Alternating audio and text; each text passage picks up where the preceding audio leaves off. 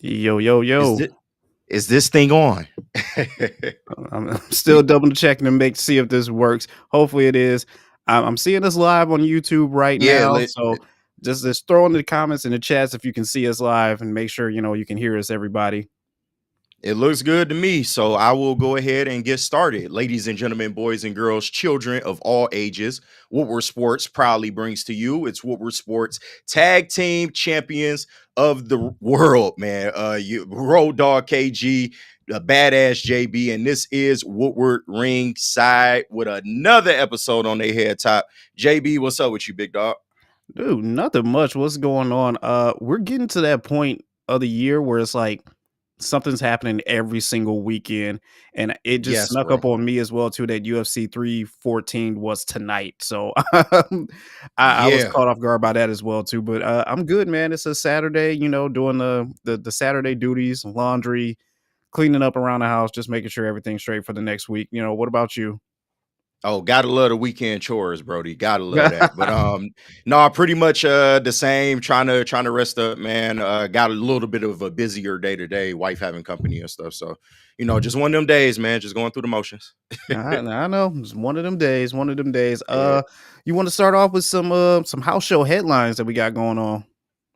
Yeah, man. So this week, definitely provided some things, man. And I'm sorry, we got to talk about your girl again, bro. We back on the Queen head top because this thing is blown up ever since we talked about it. More news has come out about it, and seems like some people went into business for themselves. So we definitely gonna talk about that, and we can run through like the updated WrestleMania match card. I know they made some matches official, and we can pretty much just give our thoughts and just Which I got overall some how we feeling. issues. I got some issues about that as well too because Uh-oh. it came out. Peacock has already blocked off night 1 and night 2 for 9 hours total for Damn, both nights, and that's 9 hours, including bro.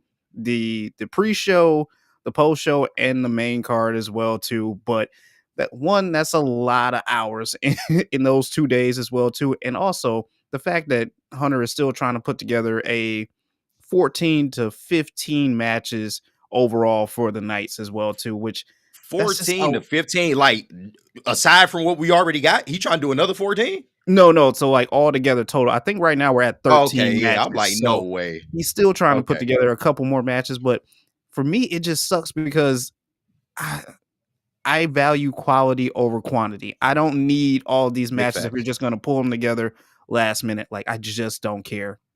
Like, Well, they got to fill the time somehow. It's fucking 2 nights. But that's the but you dilemma that have you have quality when you stretch matches. this shit out. You have quality matches that can fill up those 2 nights. And I mean, some of these matches are questionable as well too, but still. I think they have the horses. I think the problem has been booking a little bit because when you Yeah, look at just some of the matches, are they good matches? Sure. Are they WrestleMania worthy? I guess that's a conversation. But that's the overall, if you had a conversation. right. But if you had booked like, maybe some different talent in certain spots, I think this will be a little more like we'd be a little more excited for it. And not to say I'm not excited, like it's some decent matches on the card, but it does feel like this WrestleMania is kind of missing something. And I can't really put my finger on it. Maybe it's because the Cena Rock stuff, Cena Cody stuff hasn't, really it's been all right, but it wasn't what I expected. And just the rest of the matches, like Jay Gunther, we done talked about it ad nauseum. I don't really, the vibes are kind of up for that match, but not really. They're Um, you up. know, They're just some up. It stuff. could, I wish it could. I definitely think that this week kind of helped out a lot. I don't think it helped that Jay was on Pat McAfee's night out show or whatever. Like that was a He got a little nice show now. so I don't know what it really was, but like McAfee just had something to where it was like he just sold out an arena for some odd reason, leading up to WrestleMania, just kind of like promoting his show as well as wrestling as well too. Because Michael Cole was there, Jay Uso was there, a lot of Okay, bands performing acts as well too. So it's just something else in Vegas to add on to WrestleMania weekend. yeah. Well, But JB is not for nothing. I promise you, he getting paid. he's definitely He getting taking paid. a Come bag on for that, now. so it ain't for no Hey, reason. take advantage of it while you can. He sold out whatever arena he was at with no headlines of opening acts or whoever was there. So The man is popular. Michael Cole was there drinking a bottle of Jack Daniels, bro, on stage. Oh shit, Michael Like, they Cole got getting this Michael shit Cole off. That's how loose. you know that is his man's for real. Like he love him some Pat McAfee. Y'all get y'all a friend that love you I like know. fucking Michael Cole loves Pat McAfee, man. That shit, they bros for real. But hey, the man is popular. The man is popular right now. There's that. I don't know if you seen this or not, but the news came out that Kevin Owens sidelined for a year. A year. A year. And I'm getting Ugh. conflicting reports saying that he did undergo surgery, and then other people saying that he did not, hasn't yet undergone surgery. But the rumor is that he will be out for a year and quite possibly missing next year's WrestleMania. Sheesh, man. So I Well, guess it's I real, mean, man. no, definitely is real. But I mean, I guess the silver lining in that is that he is maybe able to come back. It didn't seem, a year is a long time. Don't get me wrong, especially with him being up there in age in terms of wrestling. But I know. I don't know um, how long he got it left in the ring, but he doesn't it doesn't seem to be career ending, and that's the most important thing. Somebody like KO, man, you want to see him be able to go out the way he wants to go out. I still think he has a lot left in the tank.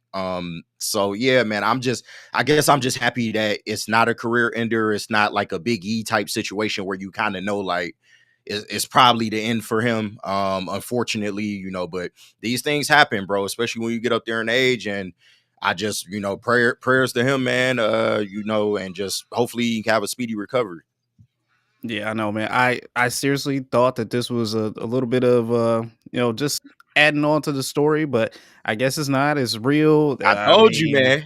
it You didn't just want to sucks. believe it was real. I didn't want to It believe it. does Like, suck. I was hoping that somehow, some way, he just showed up at WrestleMania, just attacking Randy somehow, some way. You still got to find an opponent for Randy, as it is Yep. as well too. I don't know what's happening there. I'm sure we're gonna hear something in between this week as well too. But damn, I was just hoping that it didn't come to this KO. Like, and now I'm looking back at all the matches that he's had previous to leading up to this. Is like, dude, when did it just happen? I don't know. Yeah. Well, what We was it, don't the know. ladder spot with Cody? Like, I It's don't easy know. to assume that.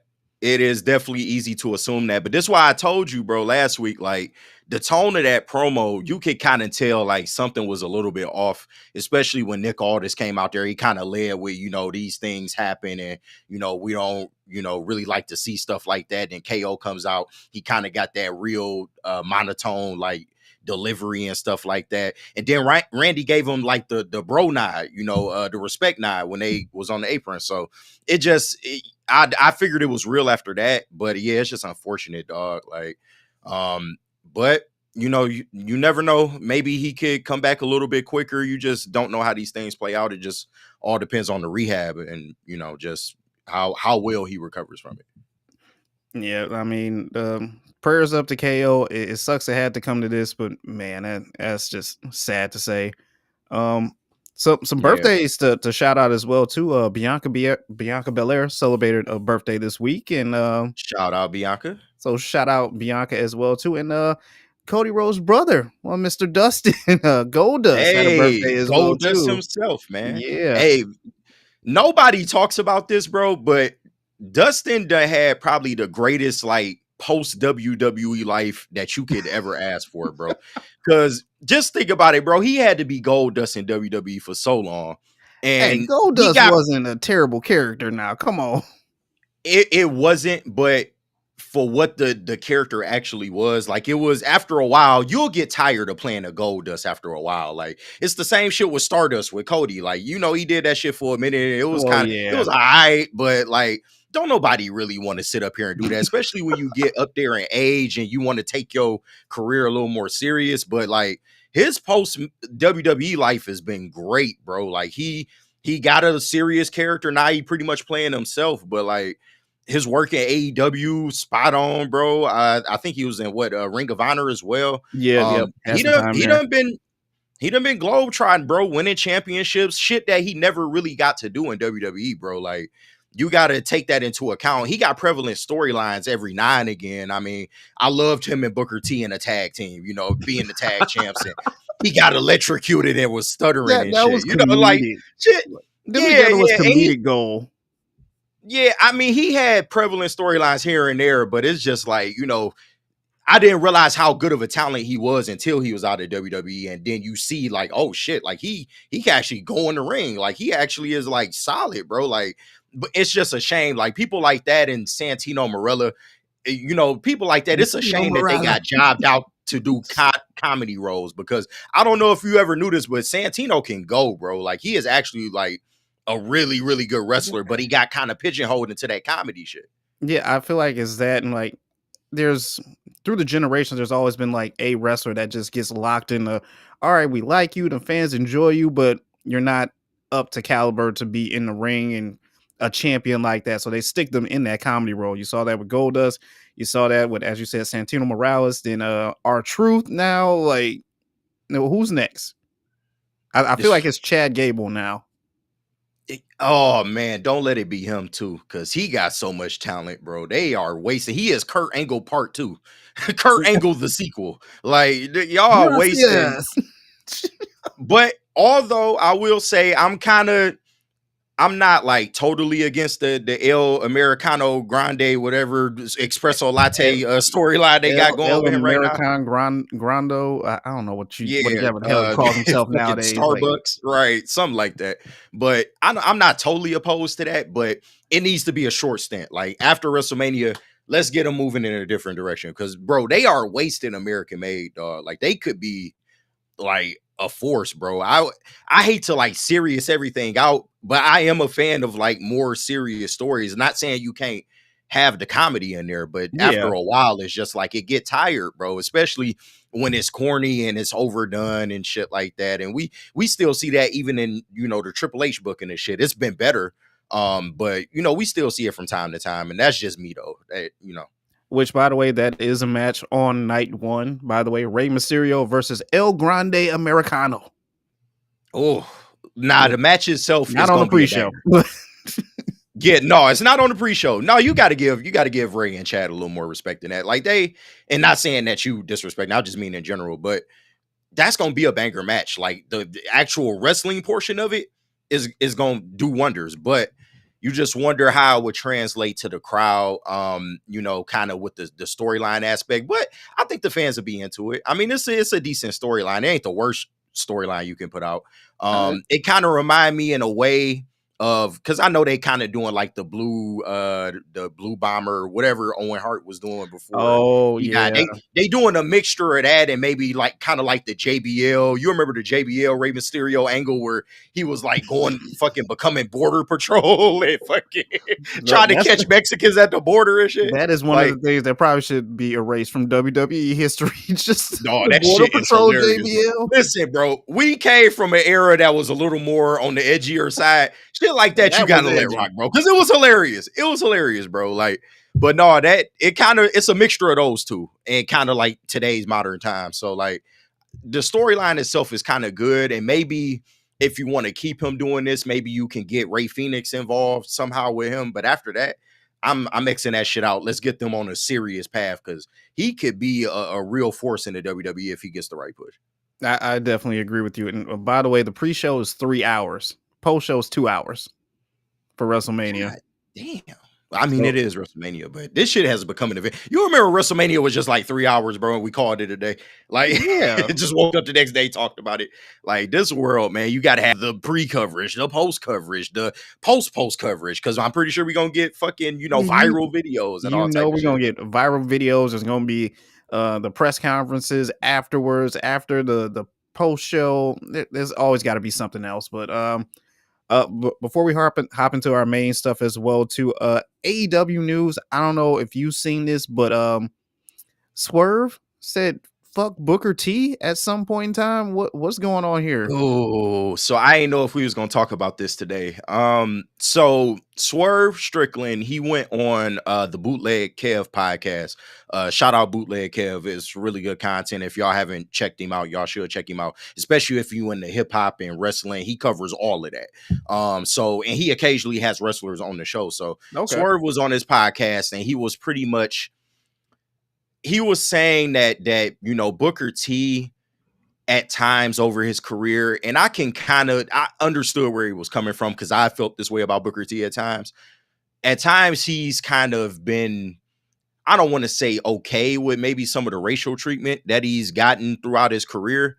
Um, but he's always been on the company side of things, if that makes sense. Not to say he's a company man like through and through, but when he gets on his show, I think it's the Reality of Wrestling podcast. When he gets on his show and he talks about certain things, that WWE does, or definitely during the Vince era when I was watching like a little bit Yeah. more, he would kind of lean more towards the company is doing the right thing. The company is, responsible for this, and this, and I appreciate that, shit like that. And it kind of made it seem like at times maybe Booker was being a little passive in terms of like what WWE was really doing to like black people and stuff like that. So he kind of spoke on that. And I guess he had felt this way previously.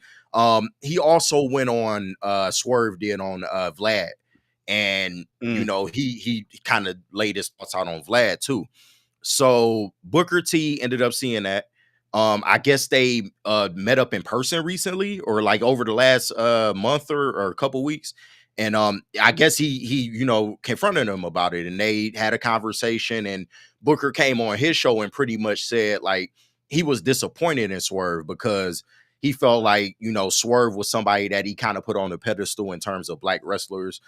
He felt like Swerve deserved everything that he got, and for him to kind of say that about Book, like he felt a way about it. And he pretty much said like people don't really understand the stuff that I did. One thing he said like almost verbatim was people think racism ended in 1990 when he came into the business, and that's not the case. And when he said that, I kind of understood where he was coming from.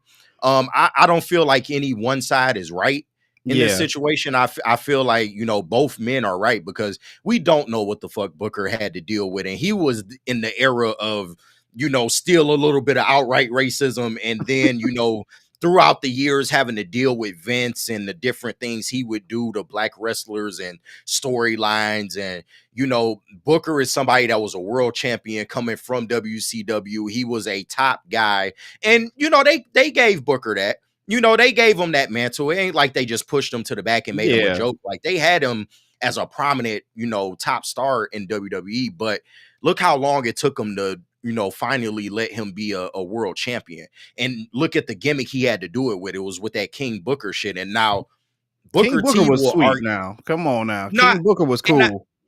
I do get that. And Booker T himself would tell you that was like some of his best work. He actually like loves that gimmick. Mhm. But you got to realize how that kind of look in a certain light, because there hasn't been too many times where we've had just a serious black champion. The only one I can point to is Bobby Lashley, like with the Yeah, Hurt that's Business and fair. all that. Just a We pure have black never African American purely champion. just had and besides Farouk. So shout out to Ron Simmons. You got to give him credit too. He was kind of being taken serious. But besides Yeah, that, we've always gotten the gimmicks. We've always gotten you need to be funny. Oh, you need to relate to the audience type shit. So I got what I can understand from an outside perspective what Swerve was saying. But for Booker T, somebody that actually went through that shit, we don't know what he had to deal with yeah, behind the scenes. And he kind of alluded to that. He was like, there's been incidents with race that have never made the news because I've dealt with it like internally. Like that shit like that never, because he held a level of professionalism and it never like reached the outside public. Maybe some of that is because of the era too, because in the social media era, there's no way people would know about it. But just what do you feel about all this though? I mean, it's a lot to take in, and obviously, no one's like right or wrong in this whole situation as well. Too, I think there needs to be a sit down or at least a conversation had between Swerve and Booker, because just the whole you just coming out there and say fuck Booker T, like where's all this coming from Right, at Swerve right, right now, especially you at the height of your career as it is right now, things didn't work out for you in WWE, so it's like don't sit here and take out all your anger and aggression on someone who was, I guess, a mentor or someone you could look up to as a mentor. If you ever needed a hand or some advice, you could have came to Booker T, I right. feel like, at some point in time. So I just think there needs to be a sit down between both of these guys just to sorting all this stuff out, as well as, the WWE NXT audience riding with Booker T chanting Swerve's fuck Swerve Strickland at NXT's Yeah, last that was taping. crazy. It That like was things crazy. just are just getting out of hand right now as it is because hell, you never know. Swerve could end up back in WWE, or there could be some kind of collab that happens with AEW and WWE. We don't even know, but this No, just needs to be a sit absolutely. down. Absolutely. And shout out John F. and Lord. I see you in the chat. What about Mark Henry? He is another one, but I Oh yeah, can yeah. literally count on one hand the amount of serious black champions or serious gimmick black champions that we've ever had. Not to mention that we just haven't had that many black world champions. But um I wish there well, were more. they did speak in person, and from the way Booker T was describing it, he kind of maybe it was a little more confrontational than it was constructive, if that makes sense. Yeah. So maybe another sit down to where they can be calm and kind of like hash it out like men. That would make sense, but I feel you, and the part about the fans, and that's kind of the shit that Fred be talking about with the tribalism. Like y'all saying fuck Swerve, but if Swerve came to WWE, like y'all would lose y'all fucking minds. If he came back to NXT, y'all would lose y'all minds. Like, Oh man, the roof would pop. Come that's on just now. that's fans doing that tribalism shit, and I don't really vibe with that. But Oh, I mean, Kofi is it's another one. Shout out Shift God. He said Kofi. yeah, well, no, because Kofi had the New Day gimmick. But See, Kofi was forced, bro. Like the the fans had to fans force the forced him. Like, WWE's hand. yeah, it was like And the whole then Daniel Bryan thing. look how he lost it, bro. They didn't try to make him go out looking like he's still a top guy. Like he fucking got jobbed out to Brock Lesnar, bro. Oh Like yeah, I remember. that's Wasn't that was on Raw yeah. too? Wasn't even a pay per view. No, it was on SmackDown. Yeah, it was on SmackDown because that was the first SmackDown on Fox. Oh So my god. they served up Kofi on a platter, like, all right, here you go, execs. Like, let's give them the white champion that they want. Like and I don't mean to, I ain't trying to, be race about it, but these things are real things. Like, this people that be trying to brush shit off like shit don't matter. Like, you gotta kind of acknowledge these things. That's how we can move past these things. But I mean, it's not that. Just back then, Vince just had his guys. He had his prototypical champion that he wanted to see in the spotlight. The big beefy dude who just seems unstoppable, and that was his whole gimmick for deciding who he wanted to be champions for a while. The audience just slightly played a part in it, and at a certain point, he just couldn't overlook the audience because they were gonna probably outrule him anyway, somehow, some way, in revolt. So that's all on yeah. Vince back in the day, man. Yeah, but I mean, just in terms of like Swerve and Booker T, I mean, like I said, I can kind of understand from an outside perspective how Swerve felt because I don't know. But when I would watch Booker T, I would kind of have those thoughts as well. And maybe, Swerve looking up to Booker T, he kind of expected better, from him. But I feel like, maybe another conversation, they can hash that out, bro. But you just hate to see the messiness Yeah. because those are two prominent, brothers in the world of wrestling, and you just hope they can get past that because it was kind of a messy move by Swerve, and that's another thing Booker said too is like you did this on Vlad TV, and the reputation like Vlad TV got, in terms of like exploiting the black community. So how does that look, So both of them had valid points, I feel like, but it's just one of them things, man. Hopefully they can get past it. Yeah, I hope they can get past it. But let's try to move on to some happier things. This past weekend Yeah. we had AEW Dynasty. Did you happen to check out Dynasty? Oh yes, bro. Oh man, that was a really good AEW pay-per-view, bro. Like they've been on a streak of really good pay-per-views, and it was a long card because I remember you was I, talking about how long it was. It was I'm four just hours, ain't saying. no joke, bro. Is I'm just saying, from the y'all got to start this pay per view out a little bit earlier, man. I can't keep doing these 12:30 after midnights ending the pay per view. Well, you know what it is because it started at a decent time. But what AEW does, and I kind of like this, is that they give their talent time to go out there and actually wrestle a fucking match. Like most of the matches on that card got a good 10 to 15 minutes.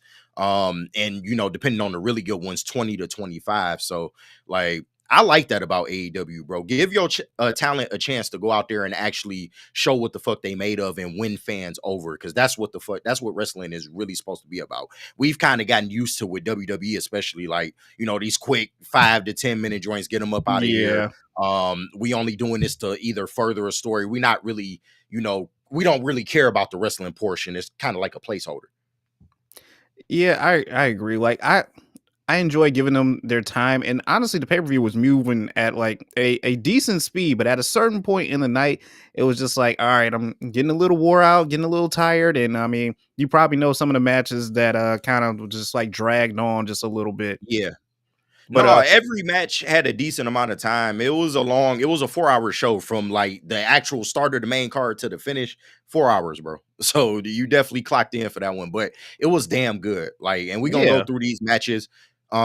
If you want to pull up the match card, we can go through them one by one. But oh yeah. there was no bad match on the card, period. Like every match was good. And I that was my main takeaway from this thing. And we can give grades at the end. I kind of want to do something new with the grades, but go ahead and pull that match card up. I'm trying to see if I can like make it bigger. I don't know how Yeah, I to do. cannot see that shit at all. I know like, it's so difficult to try That and pull shit this is up. tiny. I'll just try and go through them as I can. The night started off with Will Ospreay defeating Knight in the opener, which was an exciting night. I mean, exciting match that proved that Knight could like hang in AEW, especially them bouncing back and forth throughout the ring. I mean, it was a Yes, good bro. match, man. I messed with it. Obviously Osprey came out on top. He gave his respects to Knight afterwards as well too, with the handshake and the nod, and he moves on in this Owen Hart classic. What do you think? Bro, Kevin Knight, I'm a fan for life, bro. Like that was a great way to start the night. And real shout out to the Philly crowd. I think they was in Philly. But shout out to that Philly crowd, bro. They did their part. That they was a hot crowd for literally the whole entire 4 hours, pretty much. So shout out to them. The only match that kind of felt a little stale was the Daniel Garcia match, and we'll get into that. But this was a no, and it's no hate. Like they had a good match, but Ah, it was a couple. I felt like the Mercedes Monet match had more fan, interaction than theirs, but we gonna get into it. But this match to start the card, like A1, bro. Like Will Ospreay, like I said, he the best in the fucking world right now. He can wrestle a fucking mirror, and it would be a good match. Kevin Knight, though, he absolutely impressed me. His selling is top notch. His look, he has charisma, he got aura. I love his move set. He was able to go in there and hang with somebody like Will Ospreay, and that's not an easy thing to do, bro. Like he is top notch, he next level, but he was matching them spot for spot, bro. Like some of the dives to the outside. What was that one? I think he did like it turned into a DDT on like the ramp, but it started off as kind of like a dive, I think, but he got caught. It was crazy, but oh no, it yeah, was a I Styles know. Clash. It was a I, style. He was gonna hit him with a yeah, that's Styles what I was Clash, gonna and he say. reversed it into a DDT on the stage. That shit was fire, dog. But no, That Kevin yeah, I Knight. like that spot. I hope they give him more opportunities to establish himself as a talent because he has everything, bro. Like he got the look. I would like to see him talk on the mic more. I haven't really heard him talk, but everything Yeah, else is down. Like he got the look. The in ring is right there. I think they can build a star around him if Tony Khan and them do it right. if they do it right, they definitely can. He is the next up and comer. Like I said, he proved to me that he can hang in the ring with AEW with any other cruiserweight or high flyer you want to put in a match with him right now. Just give him time to develop, and you got another star right there as well too. But Yeah, after fan for life. But the right decision was made. Will Ospreay yes, goes yes, over. I yeah, thought that was the right Osprey decision as needed to well. win that match. Yeah, hands down. Yeah. After that, you had the Hurt Syndicate defeating We heard people. We heard Keith and people. Bill. I My mean, shit. I kind of figured this was gonna happen. Like I wasn't really We expecting we knew Wild what was gonna Bill happen. to do anything, but and then you got the MJF outside interference as well too with the ring, which they didn't really care for. But MJF's just trying to get in with the Hurt Syndicate somehow, some way. I don't know how you want to view this. Nah, so what was your thoughts on just the overall match though? Overall match was good. I mean, Shelton Benjamin, it was nice seeing him out there at least, Mhm. getting back to his old normal form because I just feel like it's kind of all been Bobby Lashley. It's just all Bobby, all Bobby. But seeing Shelton Benjamin out there just, being his old self, I enjoyed that a lot. The MJF interference didn't really need to happen, even though I knew it was going to happen somehow, some way. But still, I don't think it hurt or helped his case to join Hurt Syndicate as it is. So Well, I mean, we'll see how this pans out a little bit more, but overall, it was still Yeah, a good match, though. I think they followed up on Dynamite, but I didn't get a chance to see it. But They did follow up the on Dynamite, but it really was nothing. Once again, obviously, they Bobby's just still didn't. stalling him out. Bobby's still stalling him out. They don't want him in here. MVP's saying give him a shot, give him a chance. So it's like we're Right. gonna vote 3 thumbs up, you're in. And obviously Shelton did the thumbs down. So you know, there it Damn, is. man. So we just gotta wait and see. I don't know how this is gonna play out even more. I hate to be that guy, but I just feel like the requirement to be in the Hurt Syndicate is pretty obvious. I mean, what do you want to do? I'm just saying, no, You want to go that's just blackface? me. You want I to go mean, blackface? Want to do Robert Downey Jr.? Dude playing another MJF dude instead of disguised as a dude, disguised as another dude. Like, Like holy shit. Nah, man. I'm just talking shit too, man. But but that's just to me. I'm just saying, like, we haven't. We maybe they could do the Owen Hart Nation of Domination thing, like, because that shit worked, bro. Like, that shit worked. Dog, I loved Owen in the Nation of Domination, bro. That was a moment, dog. Enough is enough. It is time for a change. Hey, man, shout out Owen Hart. Rest in peace, bro. He was a brother, man. He held it down. He held it down. No, the interference needed to happen with MJF just to further the story. And I told you on the prediction show that it was probably gonna happen that way. They didn't necessarily need the help. But you know, he stuck his hand in there, you know, pun intended, and knocked the fuck out of Big Bill. Lashley speared him, and then they ended up getting the win on Brian Keith. And let me state for the record, this was the Hurt Syndicate versus Big Bill for the tag team championships. Because Brian Keith ain't do a goddamn thing. I was disappointed, bro. What was the point of him? I gave him love on the last shit. I'm like, bro, I like the bounty hunter character. You know, they a solid tag team. And he go out there and do that, bro. Like, that shit was crazy. It was literally all Big Bill, man. Like, he's the he could have did the match out here. I don't even know why he was there. Like this. I mean, we ain't got to be sizes about it, but no, I'm talking shit. But I mean, they aesthetic as a tag team don't. I get what you mean. It does not mix. Well, it does not. I'm sorry. This is another match. Cass and Enzo once again. Like, come on. Yeah, and that that's kind of what they was going for. But that's why I said, like, once the learning tree shit, once that learning tree shit is dead, I would split everybody up. Like, everybody just go their separate ways. But, which it kind of seems like that's the route that they're headed right now, especially given what happened on Dynamite as well too. I think Jericho dropped an F-bomb as well that they had to censor out. Like, he's just upset at them. I don't know. That shit just needs to end right now. It's going to. We on the precipice, thank God, finally. And shout out to them for making fucking ROH taking a championship back, bro. Because he just fucking kidnapped the fucking Ring of Honor championship. That shit was crazy. But overall, like, this match was what it was. Like, we knew that this is just to further build the Hurt Syndicate and to further the MJF storyline. But I do like how it turned out. And like I said, Big Bill had a really good showing in this. And going forward, like I said, once they fucking get rid of the learning tree shit, I don't know what could be. I would like to see Big Bill go after a singles title.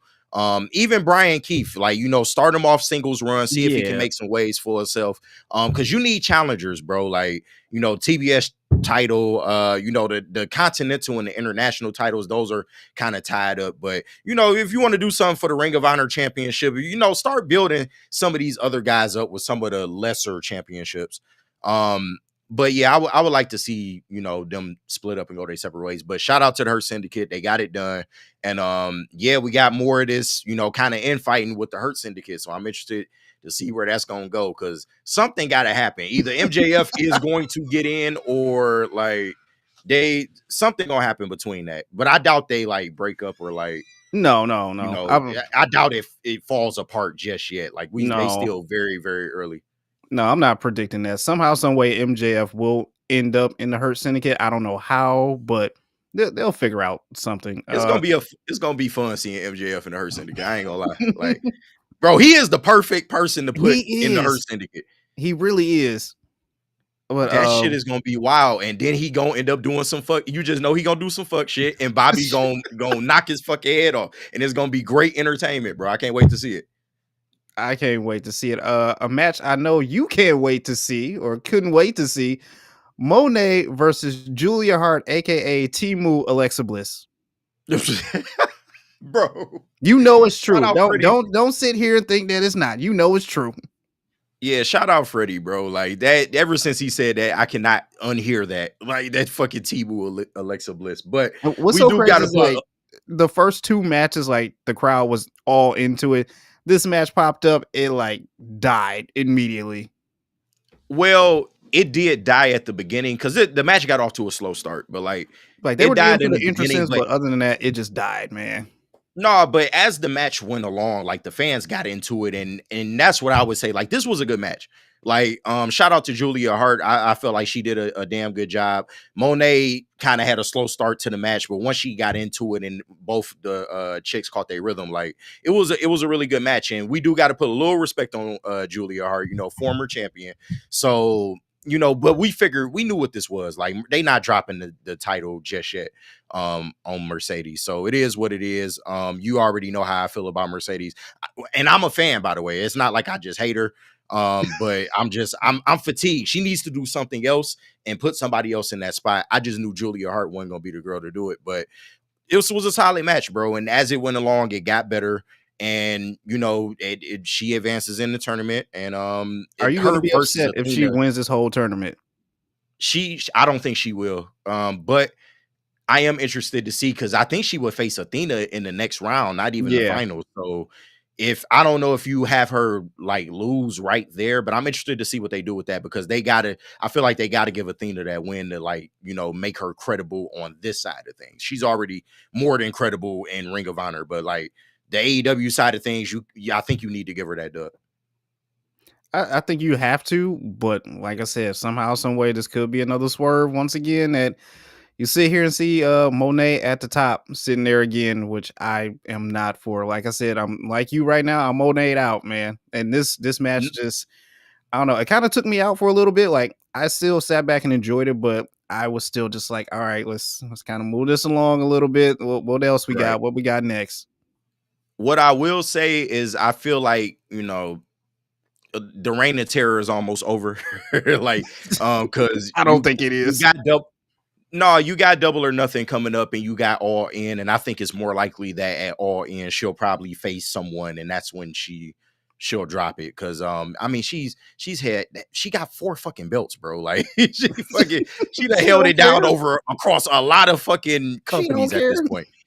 She going to Japan, she can win the belts over there, so it's just like some got to give with her. But I feel like All In is a good spot. Like that's their biggest pay per view. That's a good spot to just go ahead and have her drop to somebody. So I think it'll happen. I just, you know, we just going through the motions right now, trying to get to the big dance. But I'm not mad at this. And like I said, she's still one of the top women there is, like point blank period. So it was what it was. But it was a good match though. I'm not hating on it by any means. This was Yeah. like definitely a good match. Like I said, I sat back, I sat there and watched it. I enjoyed it. I'm not gonna say anything bad. Like it was still a good match, but like I said, I was just kind of hoping that you move the card along just a little bit more, which they did with the next match. I gotta just shout that out as well too. The trios title was on the line. Death Riders versus Rated FTR. Yes, Man. bro. Give me your thoughts on it first. Good match, solid match. I like this trios title that they got going on. It's very interesting. I will say that, especially giving off a Dynamite as well too. Which I mean, Samoa Joe and his clique, they're going to be going up against the Death Riders as well too. Obviously, Death Riders retain the title, but just the end, man. Once again, nothing good is happening with Colt, bro. Like, come Yeah, on. Cole can't catch a break, dog. He can't He catch a can't break catch a worth break. nothing. Not in WWE, not over here. Like, damn, come on, bro. Yeah, dog. It's pretty bad. Oh, it was rough, man. It was rough sitting here seeing him get taken out. Now the rumor is like he could be out indefinitely. Who knows from that concerto shot? But Yeah, man, I think they playing it up for the story. But I got a thought on that. I do got a thought on that. it's just Where poor it's Cope, leading to. man. Poor Cope. Like I was hopeful I for this, think I but know where it's leading to. what is leading to? Well, what I'll break down the match first, but overall, like you were a fan of this match. Like I can tell by how you talk about it, you was a fan of it. I really wanted this match to go over well, which it did. It's just the ending just like killed me. I'm like, damn, no. If anything, I thought hell, Cope would have You turned on felt it coming. Yeah. I don't Uh, think you. I mean, can you? Cope can be a heel, but at this point, I don't think yeah, it's it doesn't wise make to any turn him sense for heel. him to do that. Uh, so I thought this match was really really good. This is probably one of the better I would say top 3 interactions between the Death Riders and Rated FTR, because the rest of those matches like just did not necessarily live up to the billing. And which is crazy coming from Cope and FTR. Like they are good. Mox and them are good too, but it just some of their matches just have not really been all that. But this one was really fucking good. It was entertaining from the start to the finish. You got the winner right. You kind of expected like the Death Riders was gonna win, and you felt it coming. Like we talked about it with Freddie last week. Like you knew that something There's was gonna gonna be happen. something. Somebody was about to turn heel, and FTR, they did that to Cope. It made sense. They gave him the concerto. Now you kind of set FTR up as a heel team. They haven't been a heel team in a good while, I would say. And now you kind of got this thing to where they beefing with Cope. And bro, there's only one logical conclusion as to where the fuck this is going. At All In, and if you pay attention to what's going on with the patriarchy, Nick Wayne is starting to buck up on Christian a little bit. Like shit is starting to change over there. He got rid of the clipboard. That's out of the question now. He cashed Yeah. in and lost. And maybe you give him a get right down the road against whoever the champ gonna be. But it's setting up to where I think at All In we getting Oh, FTR versus Cope and Christian Cage teaming up for the come on. first time in forever, bro. And tell me that's not a money match, bro. Tell me that shit ain't fire. Tell me it's not fire right now. Oh no. Right now today, JB. I'm telling you right now, I want to see it. Oh man, come on, Christian Cage and Colt back together again. Because bro, you look at all right, he's beefing with a tag team now. Like they both turned on him. So what the fuck? He just supposed to handicap match it? Like, but it just makes logical sense because Christian Cage kind of freed up now. Because for a long time we was wondering, all right, he got the clipboard, That like he stupid gonna cash in clipboard. eventually. And he cashed in and they made him lose. I don't think it was the right decision still, but they did what they did. But this does free you up now for, maybe you build it, going into Double or Nothing, and at All In, you maybe got Cope asking Christian Cage to be his partner. Christian Cage kind of like, nah, fuck that. I don't really fuck with you. And stall him out pretty much until All In, where he makes the decision, all right, I'll go fuck with you. I'll help you out this one time. And then they go out there and tag up for the first time in years. Like, I think that's a fire story. That's a fire story. Definitely going to get a huge pop out of the crowd if that's the direction that they want to go in. I know I'm down for it. I mean, this is a hell of a booking too if they do this way as well. But I told you, bro, they need to pay you, boy. But I'm just they saying, really like, do. that's the best way to execute that, where you have like you get both teams like or both sides a good amount of publicity, because this will get FTR kind of back on that track. To not to say they lost their favor with the fans, but FTR kind of been, they've been dangling a little bit. They was kind of involved with the Death Rider shit, and even before that they had that long ongoing feud with the fucking Young Bucks, and that shit got tired after a while. Yeah, Like they we'll haven't get to the really. Young Bucks in a minute. Yeah, man, just anyway. But no, But they been dangling ever since then, and they kind of lost their place as one of the top tag teams on AEW. So I think this is the best direction for all parties. Like you give, Christian can still be a heel, but you will give him that yeah, moment with Cope at All In. But going after that, I think they go their separate ways. I don't think you keep them together. And Cope go do something else. But this will get him a new direction. You can put him in a fresh feud with somebody coming out of All In. And FTR looks good. Christian looks good coming out of the fall of the patriarchy, probably. And you just see what happens from there. I can see that happen. Just being a one off and them saying, "Hey, I'm doing this one time." After that, it's fuck you. We going our Yeah. separate ways. But do you think they bring back the old Edge and Christian theme song for this match for their Oh, intro? that shit it's probably copyrighted by fucking Come WWE. on, WWE. They copyright you sneezing too loud. Like no copyrighted, like so nah, they probably got their hands on that.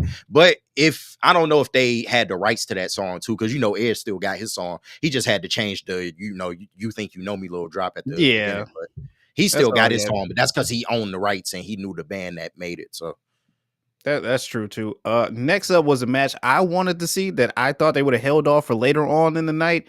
Tony Storm versus Megan Bayne. Like, shout out banger. to shout out to Megan Bayne. Like, she was like an all-out monster in this match. She was in control of this whole entire match. I don't like the ending of it just because of how great both of these superstars were. It was just a stupid roll up. Like, I'm just not a fan of it because It's a reason for that. they put It's a on an reason for that. amazing But go ahead. match. I was gonna say they put on an amazing match, but just the hokey ending just killed it for me. Megan Bayne in control of this whole match. I like the montage they did with Tony Storm to start off the match, but like I said, I'm just not a fan of the roll up. But you said there's a reason behind this. Why is that? Nah, so to me, this match was like it was perfect. Like both women looked like money after the match. You built up Megan Bayne in a way, and she was dominating like throughout the whole match. You built her up in a way that makes her credible. Like she is a force, and that's why you have the roll up pin because it's a way of saying, okay, Tony won, but like she popped up right after that, like so easily Megan Bayne could have won this match, and I think that's the story that they trying to tell. I don't know if they make the rematch like at the next pay-per-view. Maybe you do it at All In, but they Mm, are leaving the door open and saying, all right, Megan Bayne is a monster, and Tony Storm kind of got lucky with the roll-up beating her on this night. Because that's how wrestling is sometimes. And I didn't mind that finish because they was both like going back and forth. Both ladies look good throughout the match. They both had their high spots. Fucking the interference spots was real fun too. I fuck with that. Fucking I forgot her name. That's what Megan Bayne. I always forget her fucking name, but Penelope Ford. Is it? yeah, Penelope Ford. I like her. I like her as her manager and kind of, just being that heel manager. Eventually they will break up. She'll probably get jealous of Megan Bayne once she start Yeah, having success. like But I, obviously. I like but her spots in this was real good. I like Luther carrying her the fuck out the arena. That shit was That was fire. hilarious, bro. Fucking yeah, like Tony Storm doing the DDC off his back, like that shit was fire. But no, yeah, shout out to Luther, bro. He always putting in the gritty work. But Always putting in the yeah, no, extra this work. this match went off without a hitch, bro. Like this was the way you wanted to book both of them, and you set the door up to a rematch. And you also, like I said, you kept Megan Bayne looking strong because she Yes. dominated Tony for a majority of the match, and Tony only won because of the roll up. That's why you make her do the roll up because it gives her credibility. I agree with you. They both looked strong coming out of this match, so I'm excited to see the rematch. Like I The said, Megasis. I don't know where we get it, but definitely in for it right now. Yeah, and Tony just eh, the best woman on the planet right now. Like yeah, she can do no wrong. So yeah, nothing's beating Tony. Shout out to her post press conference coverage as well too. When she sat down, she comes up there with her little piece of paper and everything, and says a little statement. Even went out and did a poem. So shout out to her, yeah, man. I kind of like how she doing the classic shit, but it's like a pseudo, like a new, like she mixing in like modern day shit with Yeah, the she's putting timeless her own character. twist to it. Yeah, because it's kind of easy to get pigeonholed and okay, this is just a 50s style like character, and that's just what I'm doing. But like she be trying to add nuance to it. And that's kind of why I like the her and Mariah May shit, because she evolved her character. Like her coming back is, like the young upstart. That wasn't for no reason. Like she kind of had a mental breakdown after Mariah May beat her, Mhm. and she went off into the little retreat or whatever and had to reinvent herself. And that's why she came back doing that, rookie Tony Storm shit. And when she was ready to make her move, she made her move. But no, Tony is like, she can do no fucking wrong. And I see Xavier D. Shout out Shout Xavier out D in the chat. Xavier He D, a man. he a big Tony Storm guy. Like I done Yeah, talked to him. us I think too. he's called in a couple times. We done talked about his love of Tony Storm. But no, she best woman on planet Earth right now. Can't do no wrong. She showed up on Dynasty for that Owen Hart match as well too. Crawled across the announce table just to get to her chair. It's just Yeah, hilarious, man. dog. Like Like it's the little things with her too. Like her character, her promo work. Like she untouchable right now. She really is. she's untouchable right now. Now the next two matches kind of put me in a low for the pay per view. I don't know what I can say about them, but Fletcher went out there, defeated Briscoe. This is their fourth go round as it is as well too. Uh I don't know, man. I don't know what to say about this one. Like it was just a match. Damn, JB. And I like Damn, Briscoe man. too, man. I really do, but this was just like this was a down point for me. You tripping, Like the dog. most You hilarious tripping, part bro. about this was when Briscoe hopped up on like the side barricade and like had to use someone's head to hold to like Yeah, get no, up that shit there was as well hilarious, too bro. to dive off of it. But this was like a little bit of a lull for me, man. But that's just me. Reach for the head, boy. Like, nah, dude. Shout out Mark Briscoe. Dog, you tripping a little bit. Like, I'm surprised because I'm the one usually on the hater shit, but I'm surprised, dog. Like, This was just like a little bit of a downer. I'm just like, I was all for like, this gonna be wild, out of control. Only wild thing that popped up was my man showing up in these pink shorts, which is unreal. oh man, Kyle Fletcher. I mean, I Well, them goddamn pink shorts, bro. Like, come on. all right, let me just start with the match, bro, because I feel like you tripping on this, man. This match was really good, and I get we done seen them a lot, so maybe that's kind of playing The into how you feel fourth about it. time. Yeah, no, 4 times a lot in wrestling, like to face somebody. So I get that, but um, I feel like Kyle Fletcher is becoming a star. Like he is literally becoming a star, and I just hope like Tony Khan like sees what the hell he has in Kyle Fletcher. The work he done did with Will Ospreay, his work in the Don Callis family. I feel like eventually it's about to lead to him and Takeshita going at it and kind of imploding the Don Callis family. So I like the arc that he's on right now. He deserved this win, and just bro, this was a good match. And it's a tournament match, so you kind of knew what to expect. Like I don't think anybody expected Mark Briscoe to win, but Mark Briscoe gonna give you a fire match every time he Oh go out yeah, there. yeah. That's why we love Mark, man. Shout out to him, but it was what it was. But I feel like the actual match itself, like Tony Storm and Mega Bane, I would put that as the third best match. This one I would put as the second best match of the night. This one was the Because second this one, best match. yeah, because this one, hold on, wifey, like you're keefing right now. You're chiefing right now. But no, Shout out, I man. felt like this was the second best match in just in terms of action, bro. Like they got right to it right out the gate, and it was nonstop, bro. They both was hitting some really tough spots. Like they was laying into each other. Like it like from a physicality standpoint, they gave you everything you wanted. It was entertaining. They did a lot of fucking, painful looking shit. And the story was told and the right winner was cast. And I like the fact that they kind of had everybody looking like Takeshita was looking, fucking Brody King was looking, like everybody was checking this match out. And I felt like you got the right winner, and I don't think you could have did this any better. Like, especially for a fourth time, like that's tough to do. So no, this to still be this entertaining the fourth time we done seen it, I thought it was pretty good. I mean, for the fourth time, I probably wasn't expecting a whole lot. I'm still always a fan of Briscoe, no matter what. But still, Of like I course. said, this just kind of this brought the energy down of me sitting at home watching this a little bit. I mean, after that, you had Bandito defeating Chris Jericho for the Ring of Honor World Thank God. Title. I know, Thank thank God fucking for God. this. I mean, it sucks that you had to have like his family interfere and get another referee to restart this match over again, which is something I've never seen. I don't think, but it was just odd, I guess. But I'm happy the title was off for Chris Jericho because this just did not look out well for him for so long. But what's your thoughts on this match? All right, so you got to give Chris Jericho credit. Like he went out there and wrestled a good match, bro. Like, and I'm critical of Chris Jericho. We already know that, but a lot of his stuff is hit and miss, especially like pay-per-view stuff, like and even regular TV. We know he don't be giving a fuck on regular TV, but I mean, in come terms on of now. pay-per-views, I expect you as a veteran to go out there on pay-per-views and like turn it on. And some of his shit be hit and miss, and that's a reason why I kind of like was like fuck Chris Jericho for a long time. But this one was one of his better ones, bro. Like he went out there, it was a good overall match. They both got good spots in. Chris Jericho, and that's another reason why I just don't like him out there.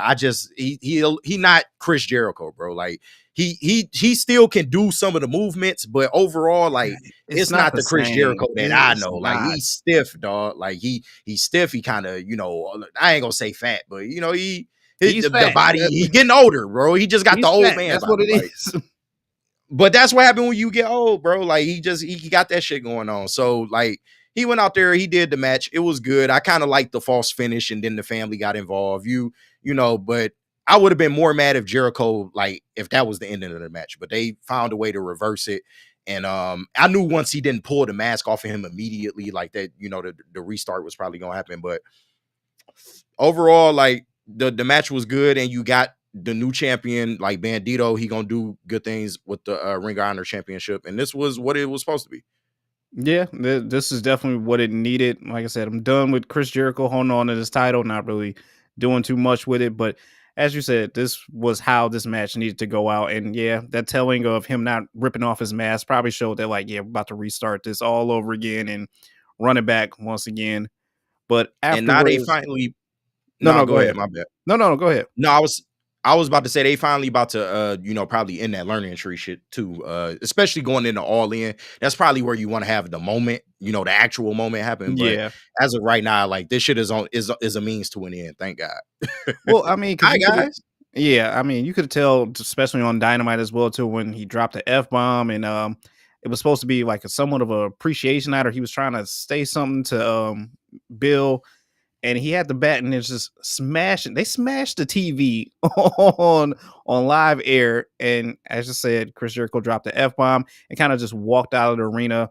Tried to get an interview with him. He just hopped in his car and just left. So I don't know where this goes from here, but maybe they just break up at the next pay per view and just call it quits. Yeah, what you gonna do with Jericho though once they break that shit up? It's time, I- dog. Like he talking about he want to go back to WWE too. I'm like, man, save us that, please. We don't need that, bro. And I get it. It's shit cool now. Vince not over there now, so you kind of because he came out and said he would never go back, and now that Triple H is over there, it's like, oh, I would consider it. I It's think hang him up, dog. I Hang him think for up. right now, hang up in ring competition. But if you want to still be a manager in AEW, I'm down with that. If it comes down to you coming back to WWE, what are you going to do? Sign one of those legendary contracts and just be a backstage guy? I guess a consultant. Like, I don't really know what you do from there on. And it's just like, how many times you gonna revamp your character, bro? And for like when he first started doing that, it was innovative and it was like why Chris Jericho was so good. But now it's just like, bro, you just swap characters just to swap them at this point, just trying to see what stick pretty much. And like I think it's time, dog. He need to just hang him up. Go do the fucking tour with Fozzy and just rest, bro. Just it's Yeah. okay, man. You did your time, bro. You did your service, bro. Man, Fozzie's fan base is dying. I'm telling you right now. I don't think it's growing any bigger. Because it's not good music. It's not good music. Not But I good. don't get me on my hater shit. I ain't trying to hate, but it's not good music. Yeah. All right. Next up, there was the TNT. I believe, yeah, the TNT Championship. Adam Cole, Garcia. Obviously, Cole goes over. This one, like I said, I'm happy Adam Cole won. Obviously, you need to start building him up a lot more, but both of these guys have had setbacks, injuries, and the title run for Garcia just has not been what we all pictured and planned. I mean, I'm happy to get the I don't belt know what off it of is. him to someone else, especially Adam Cole as well too. So I definitely think it's the right move. It's just you have to start booking Adam Cole better upcoming in all these matches that he has. You just have to because dude, this man was a star back in WWE. Now to see him just kind of like fall from grace, it's sad to see. Yeah, bro. I mean, this was where like the crowd was pretty good in all of these matches that we was talking about before. But when it got to this one, that's kind of when they was a little tapped out. This was like Yeah, the refactory period. And it's a shame, dog, because we talked about Adam Cole last week. Like all the injuries and shit like that. You want to see him succeed, bro, because he a good wrestler, bro. Like he's always gotten over with the fans, whether he a face, whether he a heel. Like he gets over, like, and that's why you kind of glad he got the title now. Personally, I would put Ricochet on him going into All In. More on that in a I'm little down bit with once we that. talk about the triple threat match, but that's kind of the direction I would go with him. But yeah, Daniel Garcia, bro, we talked about it, dog. I don't know what the fuck it is with him. He just don't resonate. And they kind of had him playing the heel in this particular match. And then he kind of shook his hand at the end. So I don't know whether they trying to make him a heel or not. And it's just either way, it don't seem like it's working with him. His title run was a blip on the radar. We don't remember nothing from it. And that's no offense to him. I feel like he's pretty good, but just I don't know what it is, bro. At least with me. And I'm sure he has fans out there that would probably argue otherwise, but Yeah. I don't know what the disconnect is. I can't tell whether it's booking, I can't tell whether it's just him, but I don't know what you do with him going forward, though. I don't. He's got his set of fans, like you said. I do believe it's booking and the proper storylines with him. He just needs to be in something that's a lot more meaningful. And like I said with Adam Cole as well too, I'm glad you have the title, but take this opportunity and do something with it. Go to creative, go to writing, be like, hey, this is the story I want to kind of portray and put me in something like this. Throw some ideas out there, go back and forth with it, but don't just sit here and have him hold on to this title and have meaningless match after meaningless match. Hey, shout out Xavier D. He put a money comment in here. Oh, Garcia shoot, has I done. gotta switch back and forth from YouTube to our Oh site no, you to good. see I it. got it on the little. I don't know if it's up to date, but I just seen it. Garcia has done amazing since he started out as the Red Scar. Totally agree, but might have hit his ceiling, and I also agree with that. I just feel like maybe Damn. this is just what he gonna be because you're not putting a world title on him. He not strong. Like his promo's not strong enough. He ain't got enough personality for that.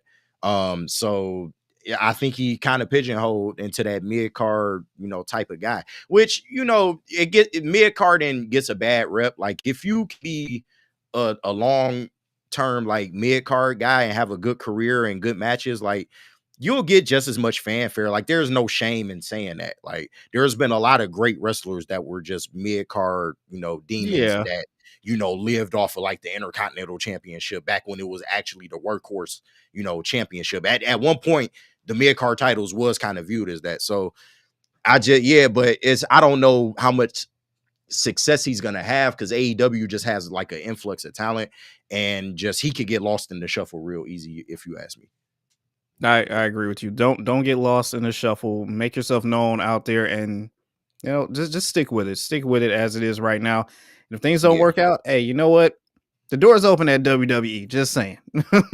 No, and this was a good match. Like it was a quality match. It was just it didn't, as far it I didn't get fully invested into it, but it was by no means a bad match. They went out there, they did what they were supposed to do, and Adam Cole is the new champ. So shout out to him. Shout out Adam Cole, baby. Next up, you got the triple threat match: Ricochet, Kenny Omega, and Speedball. All right, um, so yo, go why? ahead. I'll let you go ahead. First of all, love this match. High flying, over the top. I thought this was like the main match of the night for me. Honestly, if I look at everything all together, Speedball, we got to get you some shoes, bro, because you keep getting hurt in every single one of these damn matches. You limping every single time I see you halfway through the match. I don't understand this, but so many close calls and almost falls in this match, and this was impressive, man. All three of these guys impressed me in this match, top notch. 5 stars for me though, but Kenny Omega obviously comes out on top still. I wish they would have gave it to Ricochet, but that's just me. Maybe he could start up that beef with Adam Cole after this. Listen, bro, like Speedball wouldn't even look right with shoes, though. It's like, and I rock with Speedball, bro, but he kind of got that Karate Kid vibe, bro. You put He him in some really shoes, does. he gonna lose his shit, bro. Like you don't want him to lose his what make him him. Like Speedball with the feet out here kicking people in the face, that shit is money, bro. Like, no, this was the match of the night. We on one accord with that. Like, and that's no offense to the main event because the main event was really, really good. It was really But good, but this should have ended the night, bro. Like the near falls in this shit was fire, bro. Like all three men brought it, but we knew this was gonna be what it was. Like we was talking to Freddie last week. We all pinpointed this match is probably the match of the night. Like this one was, I mean, and hold on, bro. Let me tell you, Ricochet was the star of this fucking match, bro.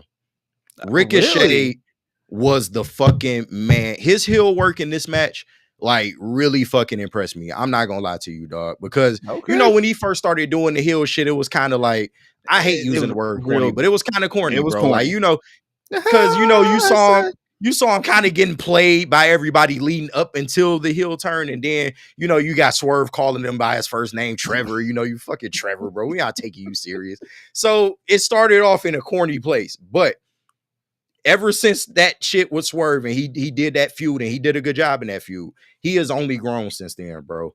And this match was like peak him in this new like heel character, bro. Like the every spot, like him talking shit throughout the match, like it's becoming more like credible, if that makes sense. Like I'm buying into him as a heel now because he went out there, he wrestled a hell of a match, but like the heel spots, him being on commentary, getting kicked by Speedball in the face. Fucking Speedball kicked him so hard that when Speedball put the mic on, it didn't even work, bro. Like he kicked the shit out of him, they was dog. smacking the But back of his head to his bald head, just whack, yeah, whack. bro. Like the fans was chanting ball head at him. He was giving it back to the fans. Like, no, Ricochet put on in this shit, dog. Like, he was the star of this match. Absolutely. Like, Speedball was really good too. And of course, we know what Kenny Omega do, but like Ricochet shined, dog. Like he deserves a really good push going into the big events coming up off of this match right here, bro. Like this was fire.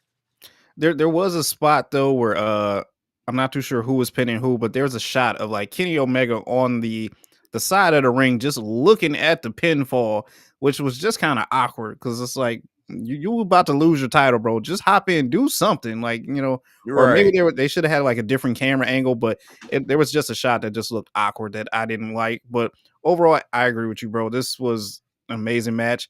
We giving Ricochet his shine for being a heel right now a lot too. He did a lot in this match, man. I honestly Bro, it thought was this match could have good. kept Like going. he was credible the whole time, and you really had a thought like he could win this shit the whole time, bro. And not Mhm. to mention, he always been great in the ring. Like that's you would never speak ill of Ricochet in the ring. Like everybody know he get down, but it's just the voice and kind of like his personality wasn't really like getting over. And even in WWE, they was kind of making him like a superhero and shit.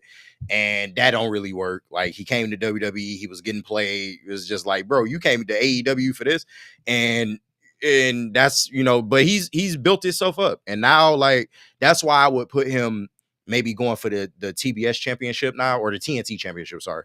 I would have him going for the TNT title now against Adam Cole, because that's good. That would be good publicity for both of those guys. Adam Yeah. Cole already get over good with the fans. They would have good promos leading up to it. The match itself would be pretty good. Hopefully nobody gets injured, but that's a money match. And honestly, I would like to see Speedball and Kenny Omega 1v1. Like because them two together, that would That be a would be fire match good. too. I think they got Kenny going in a different direction, but Speedball, once again, he put on in this match.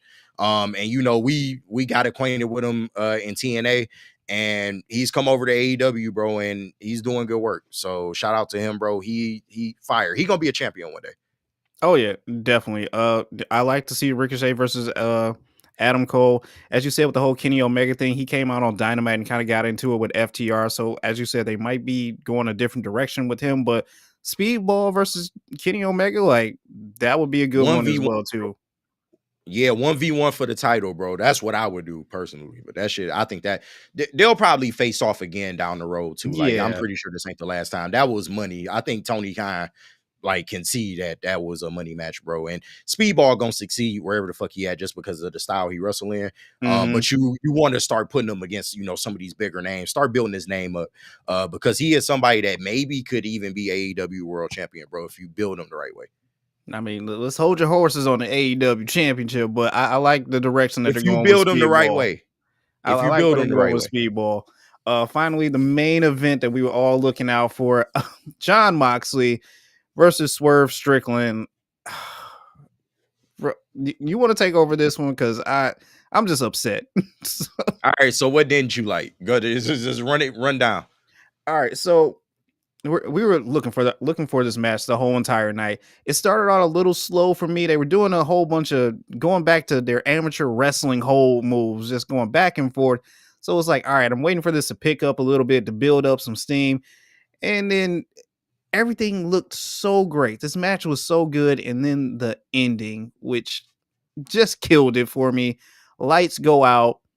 Swerve was about to get the pin on Moxley. Let that be known. Lights go out. Pop back on. The fucking Young Bucks are holding Swerve arm by arm and just about to take out this man with the big TE trigger. And I'm just like, what the fuck is this? Like, come on. Like I feel, bro. again with this. Like, come on. Hit him with the trigger. Moxley pins this man. They roll outside. 1, 2, 3. Mox retains his title once again. That's supposedly in this briefcase. I just hate this ending. This sucked, man. This really sucked because But I was so I, tr- ready for this match, man. I was so in for this match. This just sucked. I, I tried to tell you and Freddie, bro, like Like, Swerve come wasn't gonna on. win, dog. You just felt it. You felt it in the air, bro. And Hangman I Page did. came out there too. Like, what the fuck? I actually like that part of it. I'm not gonna hold you. I actually like that part of it, but we'll get into it. Like, overall, like the ending did take me by surprise. I will give you that. Like, I thought it was gonna end in a Death Riders fashion, and yeah, they came out and did that, and it caught me off guard. You already know how I don't fuck with the Bucks. You already know I don't fuck with the Like, they EVPs. cool, They but ain't really. I ain't with them like this, man. I They cool, but ain't with all the Skechers glow in the dark wearing all the Skechers. they not bad. I ain't gonna hate on them, in terms of being, in the ring, but just they not my cup of tea. But this, I mean, I told y'all like Mox was probably gonna keep the belt here, and I think this was a good spot to keep the championship on him because you building into your biggest shows of the year now, so you kind of got to have that, as the underlying, like the main story, across the board going into your bigger shows. So I wasn't necessarily mad at that part of it. The match itself, I was like surprised that they came out and they was doing a lot of work and holds. Like Mox was doing a lot of submissions, like, but I Mhm. didn't hate it. Like I thought I It's thought it just was something you've like, never seen before from either one of them, like, to start off a match yet. but I like that they showcased that side, like, cause you kind of expected them to come out and just They're brawl. just And swinging. they got into that, like, once because you knew some blood was gonna pop up. It's a fucking Mox match, Well, but it was obviously, Swerve yeah. fucking bleeding. Of course, you make the brother bleed, but yeah, Swerve got busted open, and that's kind of when things picked up in terms of the match. But I didn't mind that though, both of them, and it wasn't like it was good chain wrestling. Like it wasn't like, just the sloppy, we just doing the spots. Like I felt like it Mhm. was really good. It kept the match like going at a certain pace. And after Swerve got busted open, that's when they kind of got into the, all right, this is a fight now. And they had some crazy spots. You fucking Mox was biting a little gash on his eye. Yeah, that shit. He kept hitting him in it and shit like that. I think, did he get busted open by old girl, or did he get busted open by Mox? I wanna say it was by Mox. I have to go back and take a look as well too, but there was some stuff I on the think it's outside. I think it's when Marina hit him actually, because she Really? kind of got to like she socked him like when he first went outside, she had kind of like hit him in the face, and I think that's where he actually got busted open at. But either way though, like they ended up getting to the money part of the match, and bro, they had some really good spots like that Swerve stomp off the ladder into the table, Yo. money. That shit was crazy, bro. And just they played it up the whole time. I did like the Hangman Page part of it because at least that little interaction that they had, and I don't know if you've seen it, but I think it was like a week or two ago. Hangman came back there and he was on his emotional bullshit. Oh, Swerve, I'll never let you. I told you I would never let you win the championship again. And then Mhm. they kind of got back and forth into what they done did to each other. Pause. And they was like, yeah, I did that, and they was kind of like feeling sorry about it. Like you kind of can tell in the tone of their voice they was feeling sorry about it. And then they had fucking Hangman run away like at that point. I thought that shit was fucking like, what is They that did the emotion? Dave Chappelle, Charlie Murphy thing. I didn't just do things just to do them. Yeah, I grind my feet against Yeah, the couch, but you can buy another one. that shit was so fucking just like Hangman looked like Red running back to the car after Debo snatched his shit. That's how it looked, at least in my eyes. That's how that shit looked. But fucking no, but like, oh man, I lost my train of thought. But no, so they got into, I like that part of it. Because he came out, they followed up with that. So that part was cool. Death Riders came out, they kind of laid him out. And then they got to the ending of the EVPs. But what I will say is that gives this the Death Riders like some new life in a way. Cause now it's kind of like, all right, are they joining them? Like, are they just doing their own renegade shit? Like, what the fuck is going on? And they kind of got that title as we the executive vice presidents of the fucking company. So they Yeah, we got just do what some we power, want they got some pull, they can do whatever the fuck they want to do. So that you might be playing into something a little bit bigger with the Death Rider story going forward. So I thought it was all right. I don't see them joining the Death Riders, but then again, I could be wrong. Who knows what they do? As you said, they're top executives in this company as well too. So who knows? This does give the Death Riders a little bit of juice, but now it's like, where do you go from here with Moxley? Like, I don't know. All right, so I think that they are building to swerve Mox at. I can see it at all Running in, but back. maybe they do something different because I think Mox is gonna lose either at all in or maybe at Double or Nothing. Because if you run this match back and it's him and Swerve again, Swerve gonna win. Like you just knew in this match, you felt it the whole time. Like Swerve really wasn't gonna win this match. I But felt he was going to win, but damn. y'all, that was the fandom though. Like, and trust me, I wanted Swerve to win too, but you just knew storyline wise, like they probably gonna carry this, they gonna drag it out. So I didn't think it was the worst decision in the world, but I think Swerve is still in that like main title picture. So you maybe have him, kind of trying to destroy the Death Riders as well. If you want to add somebody else to the mix, you can do that. I would say Will Ospreay, but they got him in this fucking Owen Hart tournament. Yeah, Well, that's actually, hold on, wait, that could play don't. into it because Oh, the don't winner tell me do he's get a losing this title shot. tournament. Oh, The winner do get a title shot. So what you can have happen is Will Ospreay. So I'm having it in the background. Will Ospreay sorry. can go out there and he can win the tournament because he's going to get a title shot at Mox. And maybe you still have Swerve trying to take down the Death Riders, and maybe you got a triple threat at All In. I don't mind it. I don't mind it, but And like I don't know how quick in a, these Owen Hart matches are going. That's my only thing. I think the winners are crowned at Double or Nothing, if I'm At not Double or mistaken. Nothing. Okay. Yeah, because they're gonna do some more of those matches, I think, throughout like Collision and Dynamite. So I could be wrong, but I Yeah, think that's how I'm it not goes. too sure. Yeah, because the winner of those get a title shot at All In. So I think that's, bro, if you can make that happen, and then what's probably gonna happen is Will Ospreay is going to go against Hangman Page in the final, and Will Ospreay goes over, and Hangman can do his little sissy bullshit, but he gonna end up playing a role like in the title match. He gonna end up playing a role at the All In match when I think it'll be a triple threat because that's the best way to have Mox lose. Like Mox is losing to somebody. And you could either put Will Ospreay over or you could put Swerve over. Either one is a good choice. That's what I would do.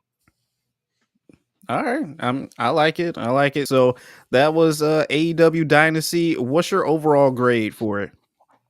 All right, so I want to start doing this like a referee 3 count. So if it's a 1 count, it was trash. No, damn. So, but Kicked out if after it's a one. 2, if it's a 2 count, you already know how the 2 counts go. So, and then if it's a 3 count, it was out of the park, bro. Like excellent. So what are you giving it? Is it the 1, the 2, or the 3? It's a pinfall victory for AEW Dynasty. Pinfall victory. Can I do the 2.5? So it's like the ref's hand is almost down for the 3, but it's not Yeah, there yet. he kind of got to like pull up his shoulder a little bit so he don't hit the mat. Yeah, The one off the mat. right. Off the mat. Okay, yeah. I enjoyed this whole card up and down. Like I said, it's just the little things for me that just get me, like the lull in between the cards. A couple of the matches just need a little bit more juice. You definitely needed to start this a little bit earlier too, but it's quality wrestling. And I mean, shout out to AEW once again. all the wrestlers out there. They put on a hell of a show. So I got to give them credit for it. So it's just still just a 2.5 for me. 2.5. Yeah, bro, this was a 4-hour show, so you know how hard it is to keep people attention for that long. Yeah, Every man. every match on that card delivered though, and this is why also I gave a shout out to the Philly crowd because it was a hot crowd, and They hung whenever you in got a there. hot crowd, that only helps. Whenever you got a crowd that's like just juiced for the event, that always helps the actual like matches and shit like that. But every match was a quality match. Like there was no bad matches. Like every match was good to me. There were some that I liked more than others, obviously, but like Yeah. overall, like for a 4-hour fucking event, like this was good. This was really good. And it builds a lot of momentum going into your next show. And then by the time we get to All In July, bro, like they should have a fire card, bro. So, and I think that All In card might be better than the WrestleMania card. I want to say the WrestleMania card is looking a little boring at times. I will say that a little bit, which we can kind of transition into some WWE talk because I know you got to get out of here in a little bit as well too. But Yeah. what's your Tiffany issue you got going on with her and the Queen? So, bro, Yeah, you always got a more problem with news the that Queen somehow, some way. bro, get your girl, man. But nah, so more news came out about that promo because we all knew that promo was weird as fuck, bro. It's kind of like it was sloppy a little bit and it fell apart, and then the 0-3 line got dropped, and Kaiser in my DMs, like it got a little real.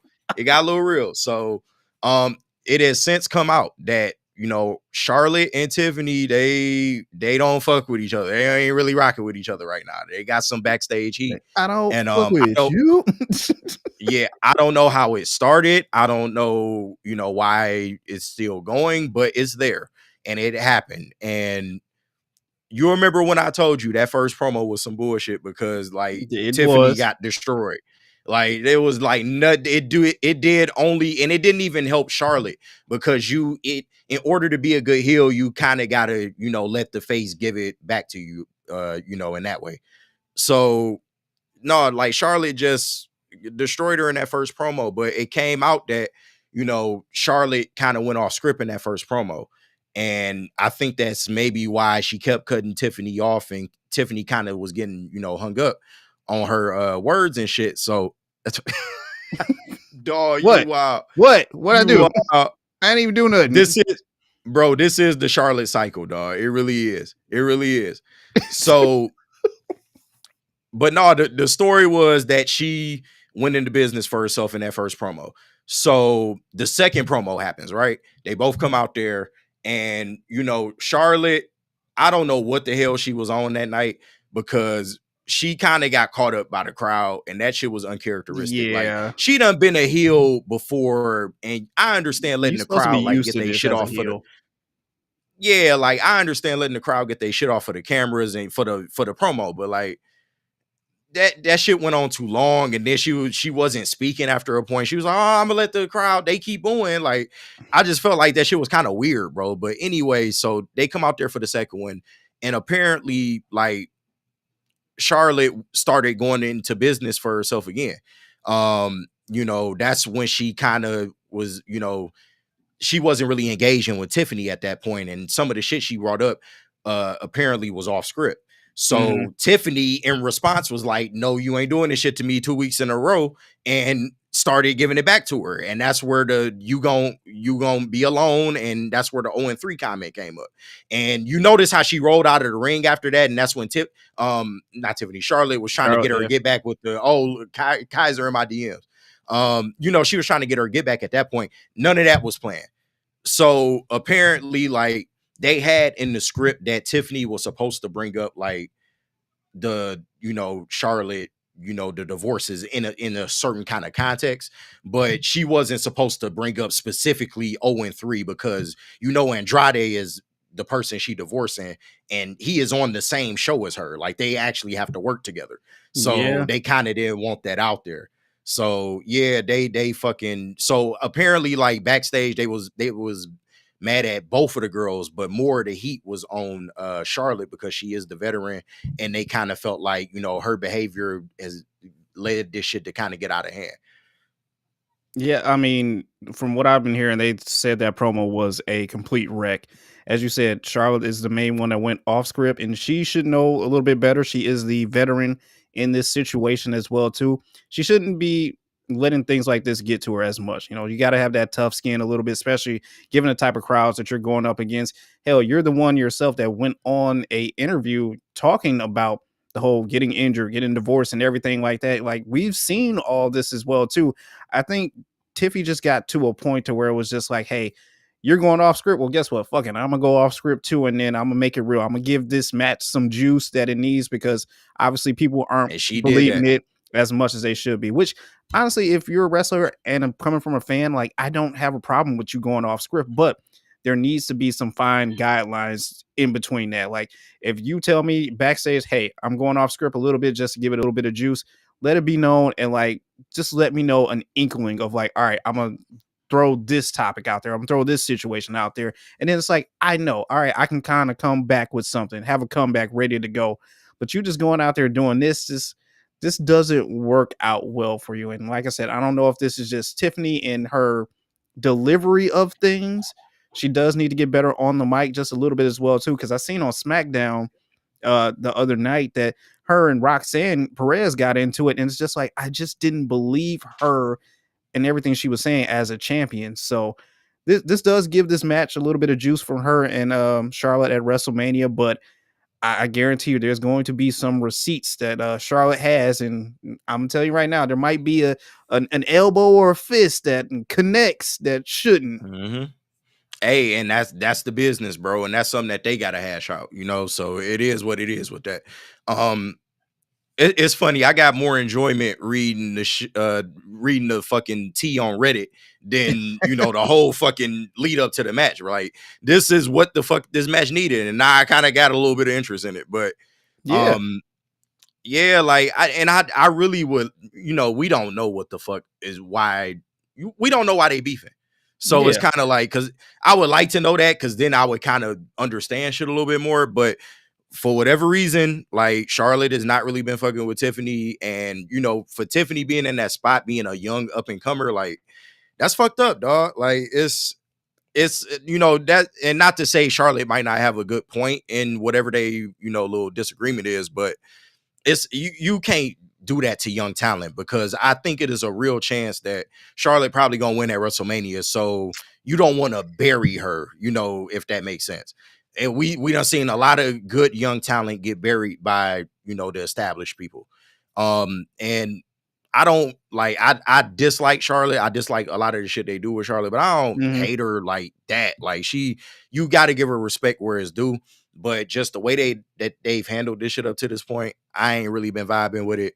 And just finding this out now is kind of like, damn, So it is what it is. But at least hopefully they can go out there and and I'm sure they professionals, bro. You got to be professional at the end of the day. Like there's been plenty of wrestlers throughout time that hated each other, but they went out there and did the fucking shit and did what they're supposed to do. So I'm pretty sure they'll go out there and put on a good show. But yeah, we'll see. Yeah, as you said, there's been plenty of wrestlers in the past that have had beef, but have gone out there for the nature of the business to just go out there and just do their job. These two, I like I said, I don't know why they're beefing personally. If I knew a little bit more, then maybe that would help out this whole match as well. But this does have some juice, some fire into it. I'm ready to see it. But like you said, I don't know why y'all beefing. I don't know why y'all got a problem. This kind of sounds like Drew McIntyre and Damon Priest. Why are y'all fighting? I don't understand. Yeah, man. Yeah, man. But once again, and your boy was right. And if you still want to cling on to this, that's fine. Charlotte should not have won the Royal Rumble, bro. So She go ahead and admit should it. she shouldn't have won, but I'm happy that she All right. did. I'm definitely happy that she did. Hey, I'm sorry, but Charlotte's taking home this title. Like you getting this off of Tiffany, and then maybe somehow after that you kind of build her back up slowly but surely because she is a star in my eyes, in WWE's eyes as well too. But just get the title off her now, get some of this heat to die down, and then build her right back up to where she can be, a champion again. What I will say is that I think Tiffany is better as a heel, Like they kind of been having her face ever since she took the title off Nia, and I get, you know, why, because you know that was how the storyline was set up at the time. But now I feel like she do better work as a heel. Like her personality, the way she, you know, go out there, toodles, all that, you know, all that uppity white woman shit. So, you know, that clueless like type, you know, just I mean get what girl you type say. shit. So She's better as a heel, she yeah. she works better as a heel, but the problem is like Charlotte can never be a face. So you know you got to keep Tiffany as, because if Tiffany was a heel and doing this shit with Charlotte, maybe this looks a little different. But like, you know, her as a face trying to go up against Charlotte is it hasn't been a good match, dog. But they will you know, they'll get through WrestleMania, and then like you said, how are you gonna build Tiffany back up? And I think by doing that is switching her back heel, you know, maybe start, you know, going after the championship after that. Maybe they using Charlotte as a placeholder for somebody that they really deem is gonna hold the title for a while. Don't know, but it's Mhm. yet to be seen. But so far, it ain't been that good. But now that it's real, now that we know it's a real beef, now it's kind of like, all right, we'll see what it's in for. See, now that it's a real beef, we're interested into this a little bit more, and I'm sure next week we'll get into our predictions for WrestleMania once they finally finalize this whole card and get the 15 matches that Hunter wants all set and done. But like some of the matches are hit and miss right now, but this is definitely a hit that I want to go out there and see. Yeah, we gonna try and you know, link with Freddie and do a live show. So for everybody tapped in right now, if you're liking the content, please like, and you know, if you already subscribed to Woodward Sports, cool. But you know, try and encourage others to subscribe to Woodward Sports. Hell Share yeah. some of these videos, man. Like it goes a long way. We appreciate any super chats that we get as well. And if you got a topic, man, throw it in a super chat. We will bring it up on the show. So but we appreciate whatever you can contribute, dog. They giving us the platform to go up here and talk our shit, So we and gonna do let's it. do that. I forgot to bring this up at the beginning, but this episode is powered by Feldman Automotive. Shout out to the good people over at Feldman. Well, man. And yeah, going forward, we will be doing Saturday drops. You know, we might do some in the week drops, but I think we are leaning more towards just going live on Saturday Yeah, and I feel just like recapping Saturday the week. we just get into it a lot more and we just have Yeah, fun, man. As is right here. yeah, Saturday, you're just chilling at recapping the home. week. Like, yeah, this is a good weekend. I know you got to get out of here, but before we go, just got to touch on UFC 314. Yeah, That's I was gonna bring that tonight. up. Yeah. That is tonight. The card is man, a lot of guys like I'm not too familiar with as well too, so I'm just pretty much tapped into the main event and the co-main event as well too. You got Michael Chandler going up against Patty the Batty in the Oh, lightweight division, man. Th- that's a banger. This one's gonna That's be a a banger, banger man. though. And I'm split between this one because I like Patty the Batty, and then Michael Chandler, like he's had an impressive career as well too. So I don't know which way to lean on this one, man. This is Asian experience versus once again the younger guy coming up in this one. Who do you like? Oh man, I think it's, and shout out to heavyweights, bro. You know, that's Yo, they guy, yeah. man. Patty, dog, that's they guy. I think he gonna win, bro. I do Really? think he gonna win because I mean he kind of had a rough go of it, bro. He ended up losing, and I forgot who he lost to. Do you know who he lost to? Um, not off the top of my head. Yeah, it was like a couple UFC actually it's probably like closer to last year, but you know, he ended up losing the belt. So nah, like I think this is a good chance for him to get back up. And Michael Chandler is really good, bro. It's gonna be a physical fight, you know that. But I think that Patty is gonna come out. Pat's gonna come out. I don't know. I think I'm gonna lean experience on this one, man. Give me Michael Chandler on this one. I'm not mad at that though. I don't He know. OG. He's an OG. Um, Patty, I think just think is lacking just a little bit of experience. And even though he's young, he's just coming out there swinging like, bro, my man's got fists. He's got No, the but reach advantage in this one, but I don't know. and I think experience helps that's out gonna be Michael the Chandler a lot. that's gonna be the key though. Like Patty gonna have to keep it a stand-up fight. I think that's his best chance to win is to go in there and try and knock him out because yeah, otherwise, like if he gets to the ground, I just don't know about his chances. But we'll see, bro. But I do think that if he keeps this a stand-up fight, then I think he comes out with a dub. I do. I definitely can see that. And the main event as well as too, featherweight championship is vacated right now. So you got Diego Lopez going up against Alexander the Great Volkanovich. I think I'm pronouncing his name Volkovich. Yeah, I know who you talking about though. Yeah, yeah. Sorry, I think I'm pronouncing his name wrong, but the vacated featherweight championship out there on the line as well too. Another one where it's once again age versus experience. Back at it again. I'm kind of leaning towards Diego Lopez on this one, man. I know Alexander's trying to do this comeback story as well too, but I like Lopez a little bit more in this one. And this is where we defer, man. Give me Alexander the Great. Really? Yeah, man. I think he gonna take it, bro. I could be wrong though, because Diego didn't look bad from the little tape that I saw of him. He don't look bad. But no, I think this is a tailor-made match for Alexander the Great. All right, I respect it. But I'm still going Lopez on this one, but that's just me. All right, yeah, definitely. We'll tap in and we'll do a recap next week. All right, definitely for sure. Is that a show? We calling it a show? Yeah, man. Yeah, I Anything else think to touch we on? killed this shit. Well, nah, we killed this shit, bro. And like I said, we will try and get Freddie on for one of them reaction shows. But just overall, like this is fucking dope, bro. Appreciate you, starting this venture with your boy, and Hell we yeah. killing shit. So Oh yeah, of course, man. This one should be entertaining weekend we got going on right now. Like I said, tap into UFC 314 if you do, and keep looking out for us to drop some new stuff on Woodward Ringside, man.